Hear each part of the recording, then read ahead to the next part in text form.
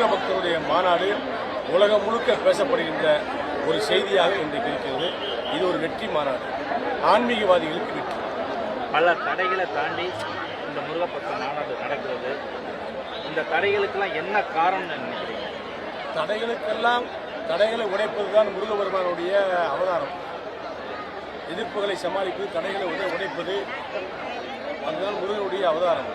அந்த அடிப்படையில் பார்த்தால் முருகன் இப்போது ஒரு அவதாரம் எடுத்துதான் ஆன்மீகவாதிகளுக்கு எதிரான கருத்துக்களை பரப்பக்கூடிய நச்சுள்ளம் கொண்டவர்களை விரட்டடிக்கின்ற விதமாக தீர்ப்புகளை பெற்று வெற்றி பாதையை நோக்கி முருக பக்தருடைய மாநாடு போய்கொண்டிருக்கிறது. நாளை காலையில் இன்று வரை 2 நாளாகவே 10 லட்சக்கணக்கான மக்கள் வந்து செல்கின்ற காட்சியை பார்க்கின்றோம்.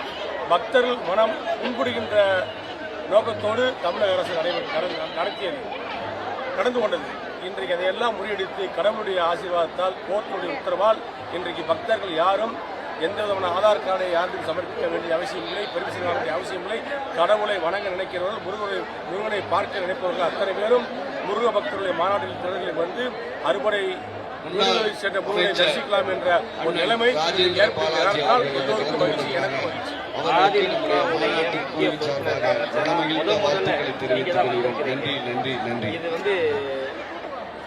எதன் அடிப்படையில் வந்தீங்க அப்படிங்கிறது கொஞ்சம் வேகமாக எங்களுடைய பொதுச்செயலாளர் அந்த நடப்பாடு இடத்தில் நான் தொலைபேசி வேலையாக கேட்டுக்கொண்டு உடனே சிறப்பையா.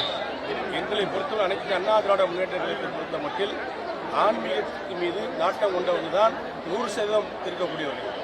எனக்கு கடவுள் மீது, ஆண்டவன் மீது நம்பிக்கை கொண்டவனாக தான் நான் வாழ்ந்து கொண்டிருக்கிறேன். அதுவும் முருகன் கடவுள் என்பது எனக்கு பிடித்த கடவுள். திருச்செந்தூர் முருகன் அறுபடை வீடுகளுக்கு நான் சென்று வந்திருக்கின்றேன். ஆகவே அறுபடை வீடுகள் சம்பந்தமாக மதுரையில் நடத்துகின்ற உள்ளபூர்வமாக நம்முடைய ஆன்மீகவாதிகளுக்கு ஒரு பெரும் திருவிழா, ஒரு தீபாவளியை போன்ற ஒரு பெரும் திருவிழாவாக இது பார்க்கப்படுகிறது.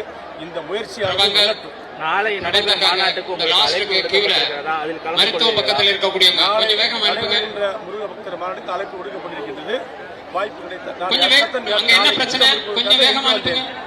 கிடைத்தால் நாளை வருவேன்.